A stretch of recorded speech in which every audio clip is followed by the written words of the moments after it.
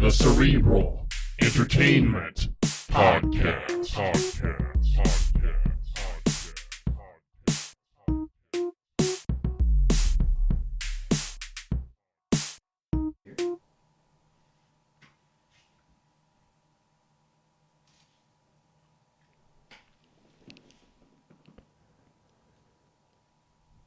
Hey everybody, welcome back to yet another riveting edition of the Cerebral Entertainment Podcast. I am James, and with me as always is my good friend Colt. Absolutely. How you doing today, sir? I'm good, man. Yeah? This terrible day outside, but inside it's cozy. It is a rainy, gloomy day. It's like the perfect day for a Sunday, though, right? True. Gives you all the excuses in the world to just nap and stay inside and be lazy, and yeah. Totally. Yeah. Totally. The rain started last night. The timing was just right because I just got done grilling food, and next thing you know, bam, downpour. Nice. What were you grilling up? Burgers, dogs, brats, and smokies. Not the little smokies. I get these smokies that are like, they're hot dog sized, right? And they come in a package. Okay. I want to say it's Oscar Mayer brand. And they're just delicious. They're quite good. So is it like a little smoky, but bigger? Like a big smoky? Uh-huh. I guess, yeah. They're a little, I don't know. They're a lot like them. I'll just say that. They're kind of a hybrid between a hot dog and a little smoky. But they're the size of a hot dog, but they have a lot of the traits of a little smoky. Like the flavor is leaning toward a little smoky. The texture is kind of in between, like the consistency of it, the toughness even of the meat. Mm-hmm. Kind of leans toward a little smoky. Gotcha. But also it has a lot of hot dog in it too. So yeah, it's like a hot dog and a little smoky got together and they made babies. And they're really good though. Nice. Very, very good. I enjoy them. And I can throw those bad boys in the microwave, heat them up, bam, they're good. Nice.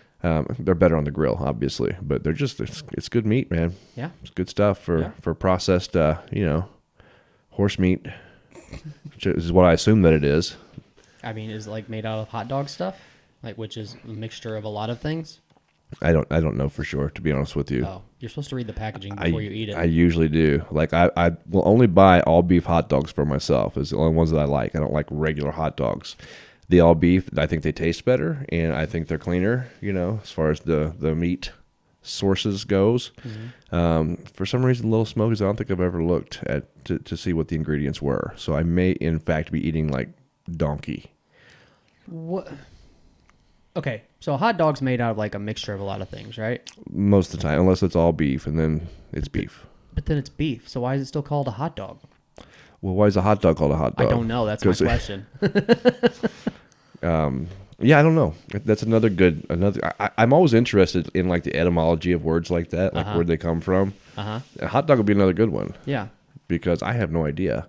It's a good question, and I've thought about it and made references. That it's not a dog, and where'd the hot come from? I mean, I guess maybe the temperature was hot, but the dog part. I mean, how did that happen? Yeah, I mean, like a hot pocket. Of course, you know what that is. It's hot, and it's a pocket full of stuff. Sure. A dog? What? Yeah. What? Yeah, I know. I don't get it. So I don't either. But like I said, the origin of those things is it always interests me. Yeah. Just like the origin of the word restroom. I was going to use your restroom earlier, and as I was going, I was like, it's a strange term, restroom. It's like just about anything I do in there, I'm not resting. I'm doing something. There's not a lot of rest going on. Yeah. The bedroom is more of a restroom. Am I right? Yeah, kind of, but it's also like I guess the bathroom's kind of like a break from other stuff, maybe. So like you're taking a rest from doing the other things to go to the bathroom. You're taking a rest from not taking a dump. Yeah. Yeah. No, I don't know. So like what you're saying is you're doing like legit work when you're in the bathroom. Is what you're saying? Either I'm actually going to the bathroom, or I am taking a shower, or I'm shaving, or something like that. It's usually work involved in there, to some degree. But the term restroom, I Googled it, of course. My good friend Google always comes in and saves the day when I don't know something. And it says the term restroom derived from the fact that in the early 1900s through to the middle of the century, upscale restaurants, theaters, and performing facilities would often have comfortable chairs or sofas located within or in a room directly adjacent to the actual toilet and sink facilities. So it's somewhere where they would go sit and chill out and, in fact, rest. Okay. My problem with it is you're resting right next to someone who's taking a big, healthy dump. Kind of weird. Not okay. No. And all kinds of nastiness going on in there. I mean, just like, people going to the bathroom and just the sounds and smells. And I'd rather go rest somewhere else. But that's where the term restroom come from. So once again, the etymology of that term really, I don't know, just kind of, it really piques my curiosity sometimes. I'll hear a term and I was like, why do they call it that? Why hot dog? Why restroom? So if you're being proper and true to the word, like, it's not considered a bathroom if there's no bathtub in it? Well, that's a good point. Because, I mean, obviously the term bathroom, that's an obvious term. Mm-hmm. If there is no bath in there, is it a shower room if there's only a shower? Or why is it not a toilet room? Because there's always a toilet in there, right? Didn't they used to call it a water closet? I think that sounds familiar, yeah. Of course, back in the day you had the outhouse. That was also pretty obvious. It was house outside. Out of the house, yeah. Uh-huh. I found another, as I was looking through this, though, I found another interesting little fact here, okay? Now, this guy was apparently granted, he was the inventor of the flushing toilet, I believe. This guy's name, Thomas Crapper. No way. Yes way. No way. Thomas Crapper. Look it up. Look it up on Google. I didn't believe it myself. I thought we were joking here. Okay, so does that... So is that where the term taking a crap came from? I don't know. It's got to be, right? I don't know. No, I don't believe you. I can't believe this. I even double researched it just to make sure. Is he on Instagram? He's dead. Been dead for a long time, Mr. Crapper. God rest his soul. Yeah, I mean, he did a lot for the generations to come. He had several patents, actually, and they were all related to, like, plumbing. And his last name was Crapper. I don't know. So right now, I'm going to look for the word crap and where it come from. And I'm telling you, this is a veritable rabbit hole that just can go forever, looking for the origins of words. But apparently the word crap is actually of Middle Eastern origin and predates its application to bodily waste. It's most likely etymological origin. Its most likely etymological origin is a combination of two older words, the Dutch crappen, to pluck off, cut off, or separate, and the Old French crapper, which is siftings, waste, or rejected matter, from the medieval Latin crappa. So, Learn something new every day. Interesting stuff, right? Yeah. So I just wanted to share my knowledge with the Cerebral Entertainment podcast regarding the origins of restroom. I like it. And I wanted to carry on the legacy of Thomas Crapper himself, because I think that where would we, what would we do without him? Where would we be? Probably pooping in a hole in the yard, I would assume. At least through the floor, a hole in the floor that would go to some, under the house, and that's where it would rest, and it would stink. So, gotta love Thomas Crapper. Shout out. Yeah. He's our inventor of the day Yeah. for today. But yeah, man. At any rate, you were looking through and doing your usual surveying of the social and newsworthy landscape, and you came across this potato head ordeal. Mm-hmm. Tell me a little bit more about what's going on with what was formerly known as Mr. Potato Head. I think it's just the culture we're in, and everything is offensive. And now we have to have a gender neutral potato head. And now my question is Toy Story going to be canceled? They say Mr. Potato Head a lot, and they have Mrs. Potato Head. That's true. But they have both. So, because there's not a middle potato head, there's an issue. They need a gender fluid potato head, right? Mm-hmm. And this is what this is all about, right? So are they just taking like, are they just taking the name Mister off of it?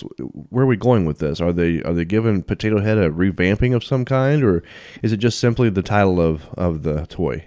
As far as I know, it's the title of the toy. And do you have any indication as to where the origins of this came from? Was there any kind of complaint or lawsuit, or was there picketers? I don't know, but I could see, like, it's Hasbro's the one that makes it, right? Probably. I think so. That sounds right. I could see this just being like one of those, let's get out ahead of this before anybody gets mad type of deal. Yeah. But it's like everything else. It's like you're going to have your half that's mad because you're doing this, and then your half that's mad because you haven't done it before now. True. You know? And it doesn't really bother me, but it kind of bothers me a little bit that people are offended by this. It's a toy. Let's talk about that for a minute, though. Why does it bother you? And I'm not casting judgment. I'm just curious as to what causes us to have these opinions one way or the other, especially when we don't really have any like official stake in whatever's going on. It's like I have no stake holdings whatsoever in Mr. Potato Head, Mrs. Potato Head, or gender fluid Potato Head. It's like, honestly, I could care less, right?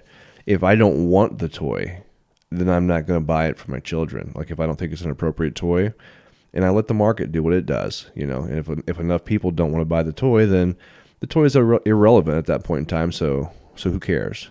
I'm having a lot of trouble getting my words out right now. I don't know what the deal is, but anyway. So what do you think? If you could kind of try and pinpoint why it is that you do kind of care about Mr. Potato Head. I don't think it's Mr. Potato Head itself. I think it's just that where I get bothered is other people are getting bothered. So I'm getting bothered by other people being bothered about a toy. Yeah, I get it. So I guess it's just to me like it shouldn't be that big of a deal. Should it matter to me that somebody else is bothered by this? Probably not. Right. But those people are going to say everybody should be bothered by this. Yeah. And I think that's where your bother definitely like is connected to my bother. It's when they want everybody else to, they kind of force it upon us, right? Mm-hmm. It's like, so it's not just the fact that they don't want Potato Head to be called Mr. It's the fact that they want you to know that it's wrong to call him Mr. Mm-hmm. And I think just that forceful nature that, you know, that they try and put in our face is really kind of what rubs a lot of people the wrong way. Mm-hmm. But let's be honest, there still would be the other side who are going to fight to keep Mr. Potato Head as Mr., right? Mm-hmm. Like you said, there's probably just as many people, if not more, on the other side saying, well, that's stupid. Keep Mr. Potato Head as Mr. Potato Head.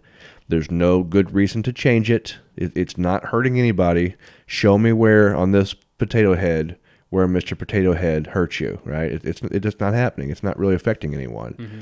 It's just affecting someone's sensibilities. And there's people out there that are constantly looking for something to undo, right? They're to attack in a way, but they're looking for any signs of sexism, racism, any of the isms that are, supposedly detrimental.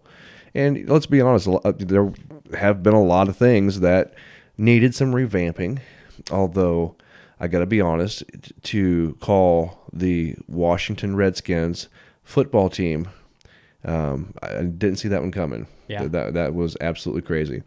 But once again, and here's another example. Does it hurt me one way or the other that they are not the Redskins anymore? It doesn't. Affects me none. Does it bother me that someone was so adamant about it that they had to change their name? I don't know. Not really, but it makes me think. It's like, why? Of course, I think Redskins. I think that term in particular was probably one of the more obvious examples of a not so good term, right? Mm-hmm. It was kind of a salty term because it was a slur, especially back in the day and what they called Native Americans, and so I can see them taking that down. I think it just comes. It's part of this big snowball though that just keeps going, where I think we can pinpoint some, because now that I mention it, I think the Redskins, that was probably a good call.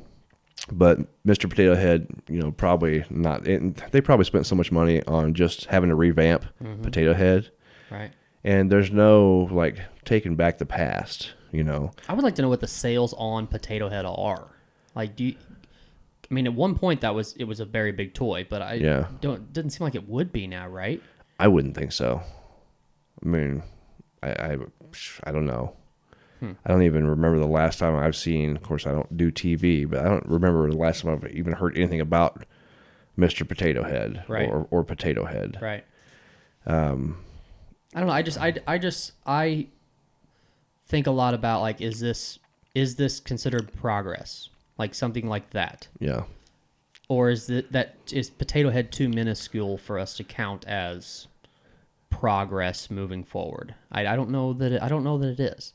And like I said, I could be completely over exaggerating this. I know that things are changing, but it might not be. It may have just been Hasbro's decision to do it, and then when asked why, well, because we want to, we want it to be gender fluid or gender neutral or whatever, to where we appease everyone or something like that. I don't know. Don't you think it was probably a smart thing to do though? Because the people who don't care either way, they're not going to care either way. Either they were going to buy Potato Head or they're not. Yeah. But the people who might, even subconsciously been like, well, I don't want to buy a Mr. Potato Head because that just, classifies him as a Mr. Part of the patriarchy, the sexist potato here. But now, or even if it just never even came to their mind, now Hasbro does this and they're like, hey, we're taking the Mr. off it because it could be offensive. So now it kind of like it got their attention. Right. So they may have never even thought about buying a Potato Head, but now they are because of that step. So it could be a pretty smart marketing move, right?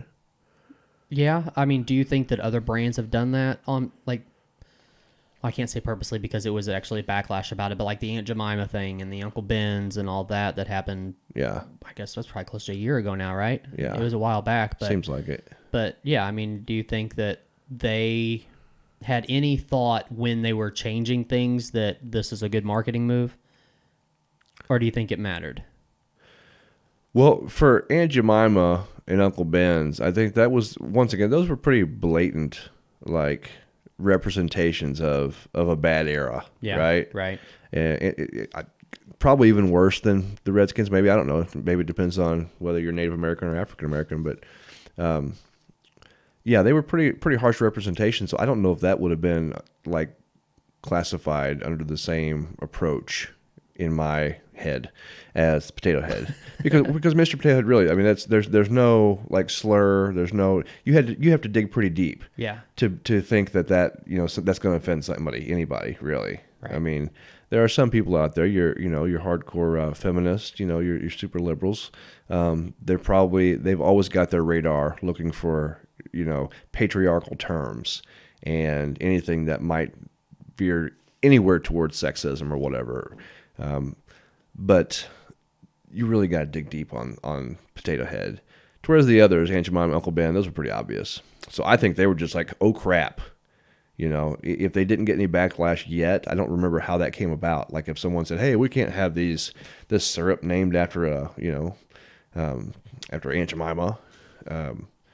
Or if the company just said, you know what, this is like, I can see what's going on in the world today. We got to change this shits up because otherwise somebody is going to say that we have racist syrup. Right. Right. Mm-hmm. So it wouldn't be worth it. I'm not sure how that came about, but I don't think that was necessarily like I said, that couldn't be the same thing as a marketing ploy. I think that was more of a stopgap, more of a putting a fire out or like putting it out before it actually burned the house down. I mean, are other toys exploiting feminism or anything like that, like Barbie and stuff like that?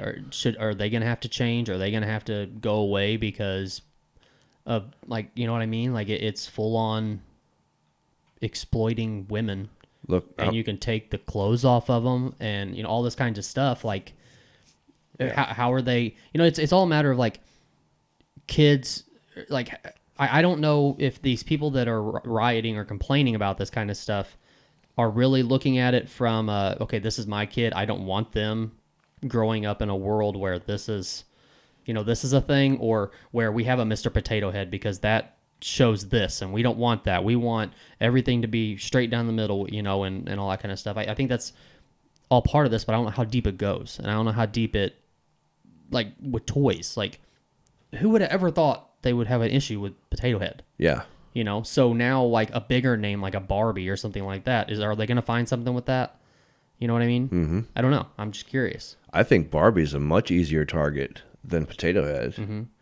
I mean, Barbie, obviously, and this has been a conversation for a long time, she's obviously like a good representation of like unrealistic expectations for women. I mean, she's got the perfect figure, even though she doesn't have, any like all the anatomy per se, but the boobs are like, nicely formed, her body's nicely proportioned, always good looking hair. She's Barbie. And that's what little girls to this day love to play with, have for decades, right? And kind of like idealizing this ideal model of what a woman looks like. And as far as I know, I mean, I haven't heard anything like in the news about her being touched yet by, the movement, the liberals wanting to tear that down. Much easier target than Potato Head. Much easier target. But I don't know. I wonder how long it's going to last. How much longer that she can maintain her dominance in the little girl toy section. Like I said, I'm surprised it hasn't happened yet. Right. What do you do? Yeah. I don't know. It's just with me having a baby on the way now, I think they always say that you think about things differently, you look at things differently, all this kind of stuff. And I've kind of started to see that I do, because you're not really thinking about just the future of yourself or just the future of the world around you, but now you're thinking of the future of a being that you're bringing into this life and how their life is going to, be impacted by the things that are happening now. And I don't know. I'm just kind of picking and choosing my battles on. I try to be laid back and not to worry about too much as far as like getting worried about things or getting upset because other people are upset about these kind of things. But there's also some things where I sit back and I'm like, why? Why are we doing this? Like, why? Like, I don't want my kid to look at things like that, like be so hardcore on things that, do they really matter? That's probably the biggest thing for me right now, is looking at things like, to me, I already think that doesn't really matter. But now I'm going to bring a kid in the world that's going to look at these things and like, oh, well, we need to be like hardcore on things that, why is this important? Why does this really matter? And I understand the equality aspect of it. And I understand that people feel like we aren't being heard because there are things out there like Potato Head that are publicizing male and female and all this other stuff, and not like your people who are identifying as different than that. And I'm not saying anything bad about those people by any means. It's just a matter of we're fighting the battle the wrong way, it seems like to me, right? Yeah. Yeah, and a point I was trying to make earlier, I kind of squirreled off, but there's, like you were saying, there's at least half or even more of the people who don't care, or who care about the opposite of this side that's wanting to change Mr. Potato Head to Potato Head, right? So you got the two left versus right, whatever sides. But right now, it could be a very small minority of people who are offended, and the offended people carry the most weight, right? All the marginalized groups, and some of them, I don't know. It's not my call to try and determine whether or not their battle that they're facing for equality, and I don't know about the legitimacy of it. I have to assume that I don't want anybody to be marginalized, and if they are, I guess I have to take them for their word that it's affecting their life in a negative way, and so we should try and correct that somehow. How significant is a toy? Probably not very, and I don't imagine when your child is born and you raise this child and you're looking back on things later down the road and you're like talking about the legend of the Potato Head. It's not going to happen. It's not going to carry any significance. Mm-hmm. So it's just kind of like a slow, like, process of a change that, I don't know. It's just part of the landscape change. It's something like that's not making really big waves. Even the more blatant ones, I think, like Aunt Jemima, Uncle Ben, the Washington Redskins, 10 years from now, nothing's going to be that much different, like directly related to that, right? It's not going to set things off into a new trajectory where now we can finally hit this utopia that we've all been, wanting to reach together as a human race and hold Right, it's hands like- and sing kumbaya. It's like, yeah, you can do these things here and there, but it's not like changing the full landscape of everything. Like, it's not changing the whole thing. Yeah. Right? Yeah. Yeah. But I think that time will tell for sure. But I think when we look back, if we do put the pieces together, I think you're going to see that making these changes probably helped, right? It's like you might not be able to like build you a new house, but you can read. You don't want the same decorations up, right? If you're making some kind of a life change or whatever, you take the old pictures down, you put up the new ones, and so you want that to represent the future. And that's kind of what we're doing. We're redecorating, I think, in a way. But So it's not like I don't want this isn't my personal point of view. This is just throwing this out there. But it's like it's not that I don't want my kid to grow up. Hang on, how do I want to put this? I don't know. Come back to me. Okay. Go ahead. My bad. I had it and then it went away. yeah. I can't really put it in a way that I'm gonna. Yeah. Go ahead. Okay. Go ahead. No, but we are kind of sterilizing things. But you know what? For a lot of the intents and purposes of this, we should be. Like I said, I agree with non-racist pancake syrup. I don't think that there was any super malicious, like devious, strategy from whoever made Aunt Jemima in the first place to really make this a symbol for inequality and to bring up the terrible past that we had in the country and in a lot of parts of the world when it comes to slavery and things like that. But it does signal and it reminds us of that, and people are making money off of it. And I don't think they're making money off of it because it was Aunt Jemima, an actual statue of her that is the bottle, and you pour it out of the top of her head. Right. I think the syrup was good. And so take away what's bad, keep bringing us the good syrup, and I think you're going to be just fine. And I think that's okay. I think that's good. I think that... Did they, before you go on, did they change the name of Aunt Jemima syrup, or is it still called Aunt Jemima without the face on it? Honestly, I have no Without the idea. bottle. But I would imagine they changed the whole thing. You would have thought. I was just curious. I didn't know. I don't even know. I can't even say for sure that they're still making syrup. I don't know. They might not be. But let's think about this because you brought up the child. Once again, your child 5 years down the road, 10 years down the road more, when they start to really gain an understanding, he or she gains an understanding of life and conceptualizing the concepts of life. You're going to look back and there's not going to be, you're going to reach in your cupboard and there's not going to be any racist syrup, right, for his or her pancakes. Is that conversation ever even going to come up? It's probably not. Maybe at some point in time, you're like, back when I was a kid, we had syrup and so on and so forth.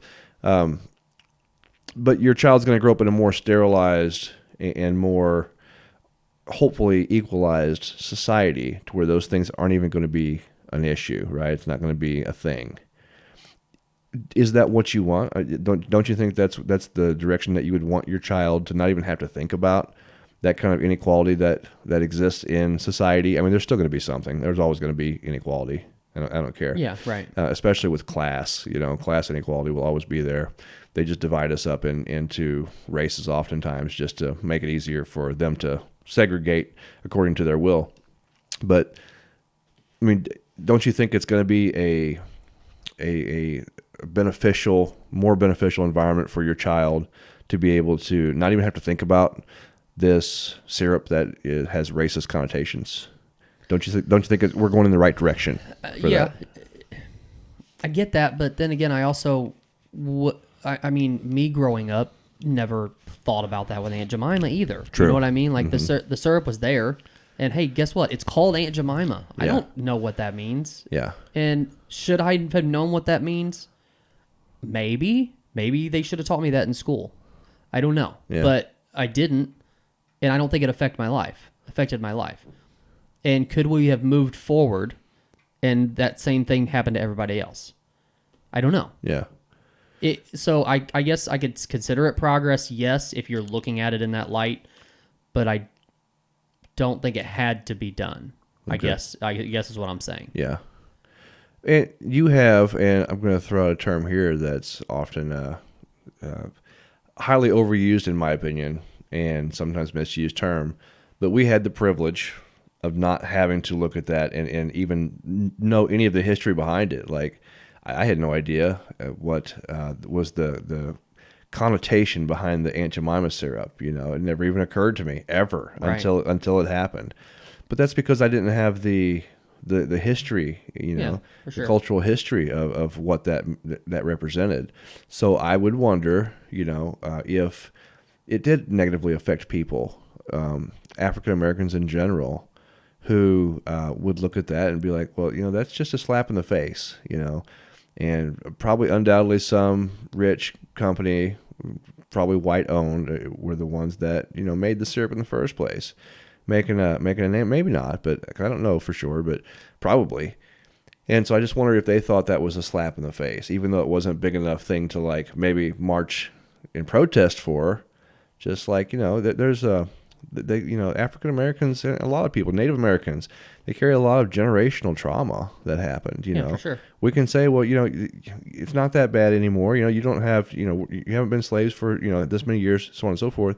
It's not that easy. That's a very unfair and very oversimplified way to look at things, because the generations after slavery was the slavery ended, but then all the civil rights inequality was just as bad in a lot of ways for that community, and so they just haven't been given a chance to kind of heal those wounds enough to get beyond that. So is syrup a slap in the face that just kind of puts a little more salt in those wounds through the generations? I don't know, but I do think that it's worth taking Aunt Jemima and Uncle Ben off the shelves if it is in any way, shape, or form harmful to people.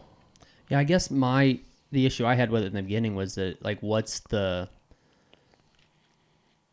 like, how do you, was Aunt Jemima being on a syrup bottle or being a syrup bottle, like, was that a negative thing originally, or what, or it kind of depends on how you look at it, right? Like, could that be a positive thing?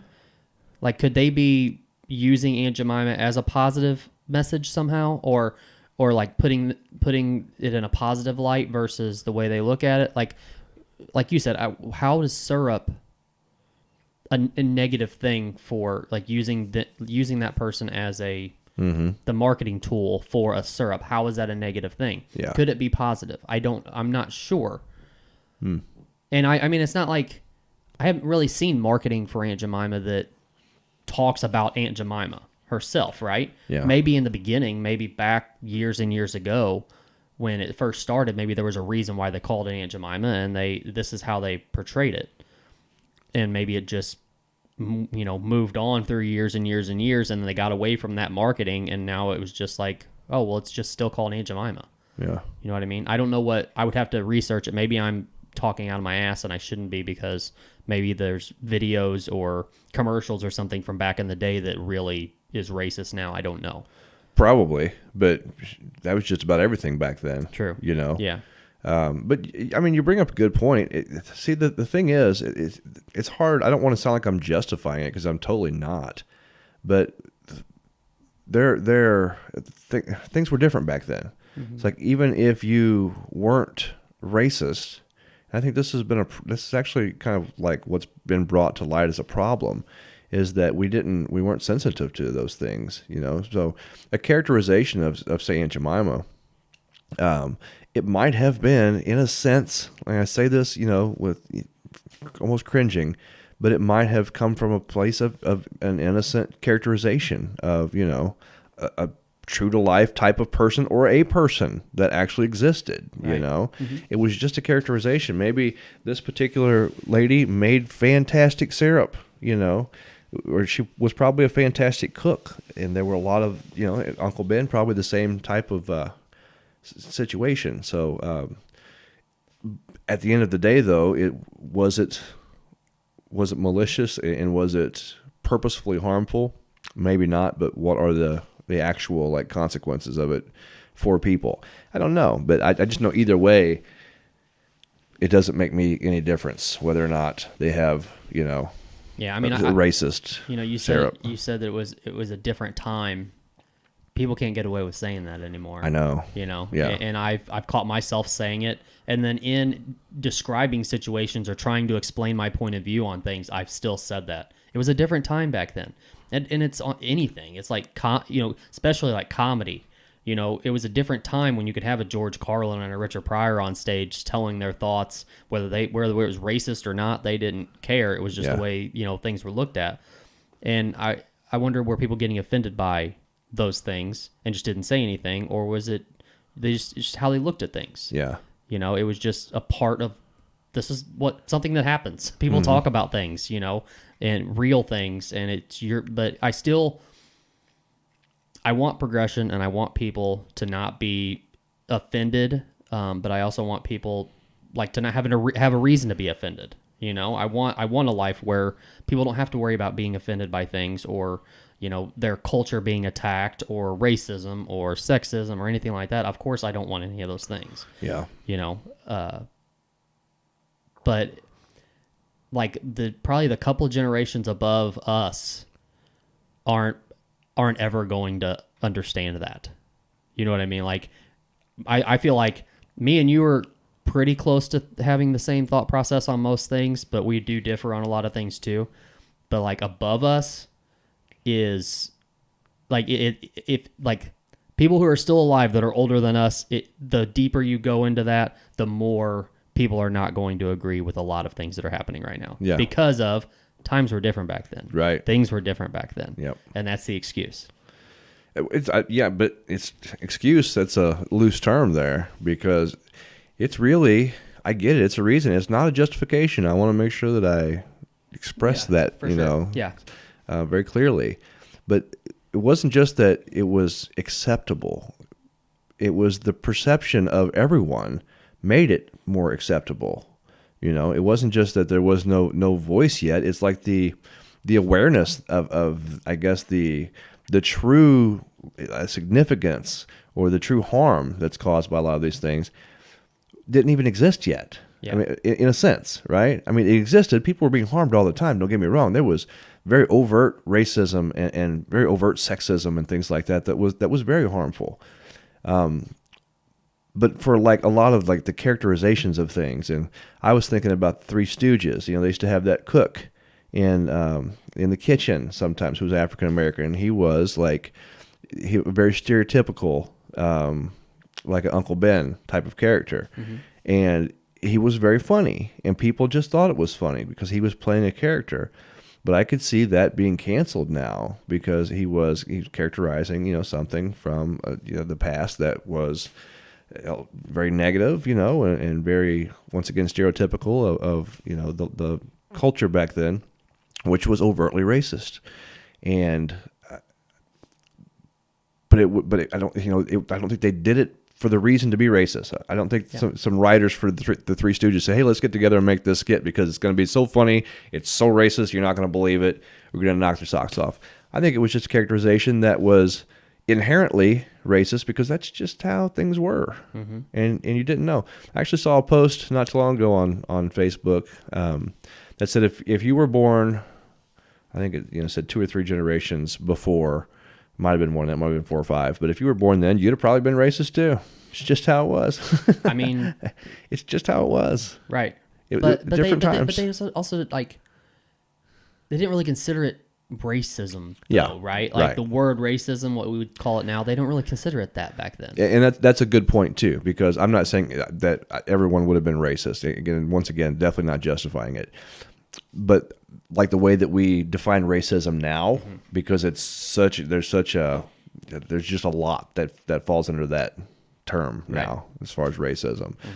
Yeah, everyone was racist back then, as far as the definition of how we use racism now. So most definitely. But, it's just, I think that once the awareness began to like turn light bulbs on in people's heads, that's when everybody started to wake up. And I think if they weren't affected by things like syrup or rice or football teams before, since it was brought to light, now they're going to be.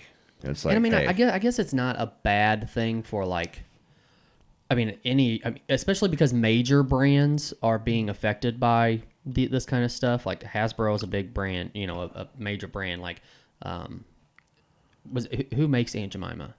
It's not their own brand, right? It's a different. But anyways, I don't know. Like major companies in the game that people all know are getting affected by this stuff. Maybe that's not a bad thing, because now all brands across the world are going to be looking at how they market everything that they have. Yeah.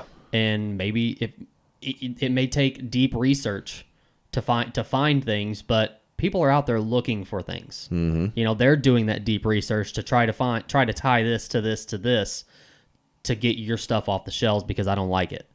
And I think especially big brands are having to do that now. They're researching everything that they have. How do we market this? Is this tied to anything at all? And do we need to change it? Yeah. And is that a bad thing? I don't know. I mean, it's a lot of money having to throw around to change formats and change the marketing and all that kind of stuff. But if to progress, maybe that needed to be done. I don't know. And at the end of the day, that's on them. That's their money and their profits. But I see what you're saying, and it's smart because you want to try to neutralize any potential for any backlash down the road. So if you're a new up and coming brand of some kind, you're going to be very careful. You're going to do the research and do a lot of thinking, and hopefully have some people who go out there and look for things that are offensive, right? The ones who are finding potato head, saying, you know what, I don't think we should have a Mister in front of that because that's a patriarchal term and yada yada. If I'm an up and coming company, I'm looking for that stuff because I'm going to sterilize the product, the name, right. The branding, to make sure I reach as many people as possible. I don't want to piss anybody off and have people picketing outside my window for sure. But even if not that, I want as many people to buy. And so in order to do that, I've got to reach for as much of the consumer base as possible. Right. So I think that's a very wise move. But, at the end of the day, once again, I think that the people who don't really care or aren't affected by things like patriarchal terms and racial connotation, they're going to buy your product if they want to, and they're not going to if they don't, right? So you have to steer your marketing toward people who might get offended, who would get offended, and you want to make sure that you don't offend them because they're the ones that would be sitting on the fence. If you put a Mister in front of a potato head, then they're not going to buy your product now. Right. And so once again, you just kind of got to play out to the consumer base. Yeah, it just makes you wonder, in 20, 30 years, what marketing is going to look like. Is everything going to go really bland and just, hey, here's the name of this on a bottle and that's it? We're, to where we're just trying to stay out of trouble everywhere. And now, if it's a Budweiser, it's just a can that says Budweiser on it. That's it, There are people out there who are animal rights activists. They don't want you to use the animals' names. Right. How dare you call yourself the Philadelphia Eagles or the St. Louis Cardinals or, a Los Angeles Ram. You quit marginalizing a ram. That's ridiculous. It's stupid. But you're right. It's where does it stop? Yeah. It's do we have to completely sterilize everything to where it's got to stop somewhere? I think when it comes to, I think we're on the right track with the Native American stuff and definitely the African American stuff, where it's racist and where we're profiting by we. I'm not saying me because I'm definitely not profiting off of anything like that. But where people are profiting off of the use of a likeness or characterization of a marginalized group, especially if that characterization is a reminder of just how negative that thing was. Yeah. But we've got to be. I think we're on the right track there. We've got to be careful about the slippery slope, though. Let's not take it too far. Use your fucking common sense. Use your head. Not everything is offensive, and if everything offends you, then you're the one that needs to go hide in a cave, and you don't need to. We shouldn't have to sterilize everything to the extent that it's only a name on a bottle. Right. Right.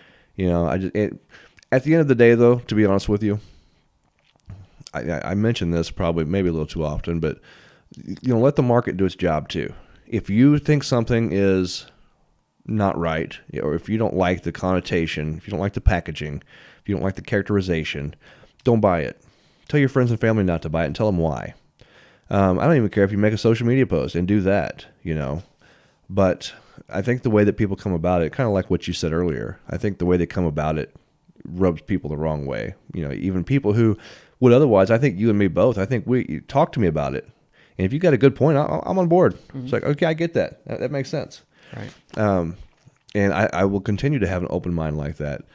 But if you come like a jackass, and you're screaming and yelling and trying to force people, your ideas onto people in ways that some of the videos I see on social media just piss me off. Yeah. It just pissed me off. The way that some people approach in protests and things like that. It's like they'll touch you, but as soon as you touch them, they want to scream, assault or whatever. And that's probably a minority of people, but those are the kind of videos that get all the views. Of course. Right? And so when you see that, you got to be careful about putting like everybody in the same box. But let the market do its job. If you don't like something, don't buy it, and tell other people not to buy it and tell them why. And if when that company realizes that they're not making money because of A, B, and C, that's really where they're going to be compelled to make changes, But isn't that kind of what happened? Like with Aunt Jemima and Uncle Ben's, like what forced them to change? So what you're saying is let the market do its job as far as like sales go. Like if you can get the word out there enough, people will stop buying it. Then they may take it off the shelves because they're not selling it. Yeah, or change the packaging or whatever. Yeah. Okay, so is that what happened with Aunt Jemima and Uncle Ben's? Maybe, I don't know. Okay. Yeah, I don't know. I'm just saying that's really the natural flow of in ideal setting, ideal terms. That would be what would happen anytime there's any kind of a offensive or anything inappropriate or harmful, unless it's like immediately harmful. Obviously, if the syrup has strychnine in it, obviously you got to take it off the shelves, right? Immediately harmful. If the packaging itself is causing riots and it's causing mayhem, take it off the shelf immediately. Which I don't care. Once again, I think they did good by taking it off the shelves. I think it's a good move. But just letting the market kind of do its job, and if you don't like something, don't buy it. Instead of, I don't know. Once again, the way people come at it, they make a stink and they want to force their stuff on you instead of presenting you with the ideas. And once again, I'm generalizing here because I think a lot of people are getting really good about being able to present these ideas because I'm listening. And my mind is being changed all the time about things that I was just ignorant to and unaware of before, or things that might have rubbed me the wrong way previously. Now I'm like, yeah, I see that point because it was presented to me in the correct way, and not just thrown in my face. And I'm being told I'm a racist because I'm white, right? Or that I deserve punishment or whatever just because of how I was born. It's like, well, that's just the same coin. It's a different side of the same coin there. Right. We're supposed to be like trying to figure out how to equalize, not how to overtake, I guess. Yeah. Not how to flip the tables, flip the script. So. But some people, that's how they think equalizing comes about or is, right? It's like, I've got to knock you down a peg or two because of this, to where we are equal, to where you realize that, you know what I mean? Yeah. Like their way of thinking they're making things equal and my way of thinking they're making things equal are two different things. Yeah, totally. Yeah. And I don't know, getting back to the child, what kind of world do we want our children to grow up in? I've got, a 12-year-old and a 9-year-old now. And it was pretty amazing.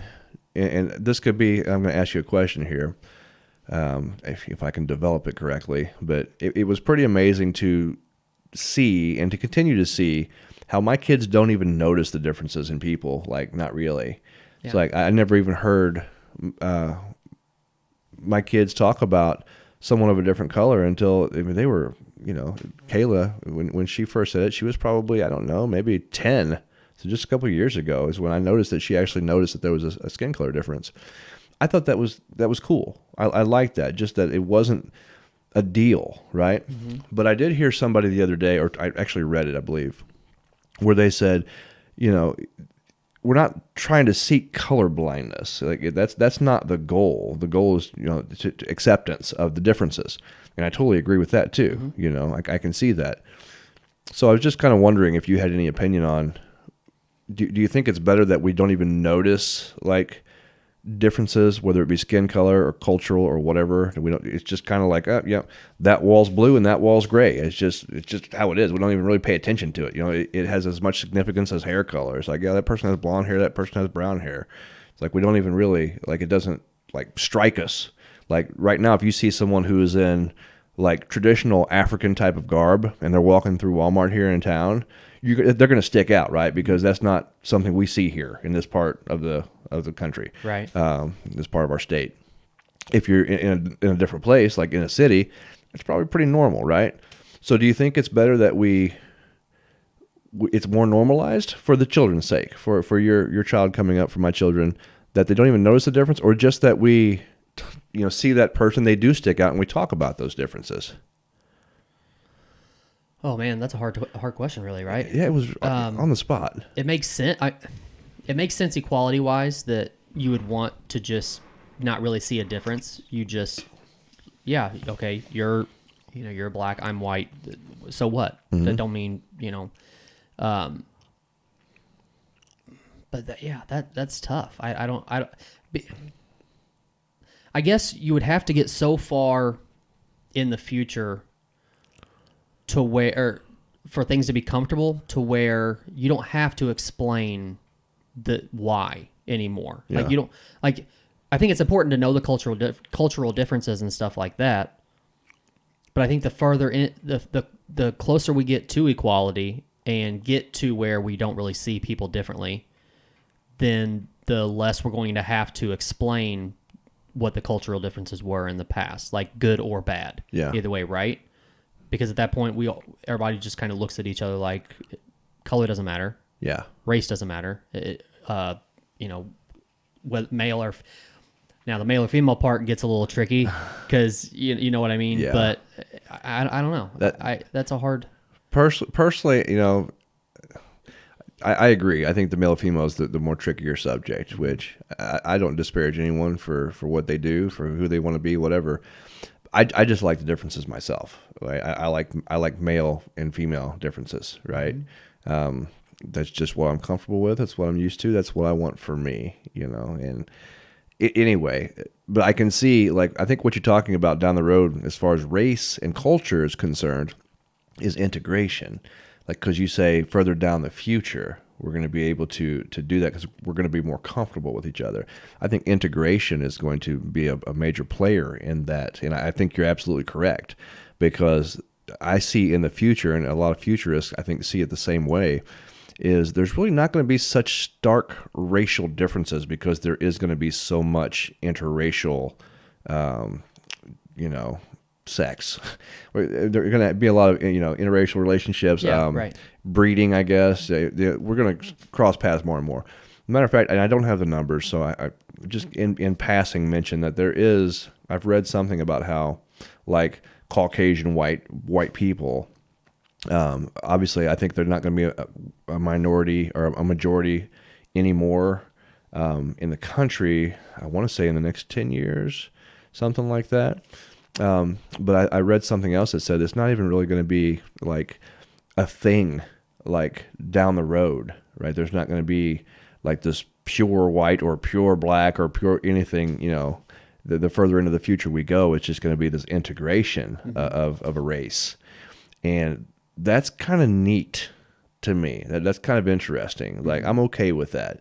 I don't mind my whiteness at all. I make fun of it, and I also, and there's things that I like about it. A lot of things I like, I wish I didn't sunburn so badly, but that's actually just my skin tone.